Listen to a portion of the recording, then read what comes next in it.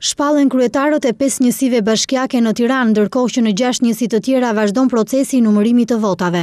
Lindita Nikola e Aleancës për të Ardhmen ka fituar mandatin e dytë në njësi numër 1 me 1210 vota më shumë se kundërshtari politik Agron Seseri i Partisë Demokratike, ndërkohë që njësia 2 do të drejtohet për 4 vitet e ardhshme nga Elez Gjoza i Partisë Demokratike, i cili rezultoi fitues me 1163 vota më shumë se kandidati i Partisë Socialiste Artemon Cukalla.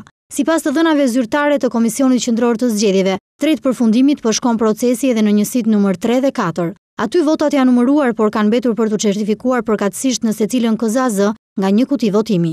Në njësi numër 3 janë protokolluar 31 kuti nga 32 në total, ndërkohë që në avantazh është kandidati Ilir Kokona i Lëvizjes Socialiste për Integrim, i cili ka marrë 203 vota më shumë se Enver Sulollari i Partisë Socialiste. Po kushtu në njësin 4 janë certifikuar 42 qendra votimi nga 43 të tilla dhe kryeson garën kandidati i PD-s Hysen Xhura me 11.508 vota, kundrejt 9.715 votave që ka arritur të marrë Vahid Kalaja i Partisë Socialiste. Në njësi numër 5 kryeson Jeta Seita e Partisë Socialiste me 11.419 vota kundrejt kandidates së LSI-s Erisa Xhixho me 11.061 vota. Është shpallur fitues për njësin bashkiake numër 6, kandidati i Aleancës për të Ardhmen Krenar Canollari me 11.419 vota, ndërsa Luzhiana Abazi e LSI-s ka arritur të marrë 11.061 vota. Edhe në njësi numër 7 ka fituar kandidati i Partisë Socialiste Erion Koka me 401 vota më shumë se Krenar Ali Mehmeti i Aleancës për Qytetarin. Në njësi numër 8 kryeson kandidati i Forcës së Djathtë Arben Tafaj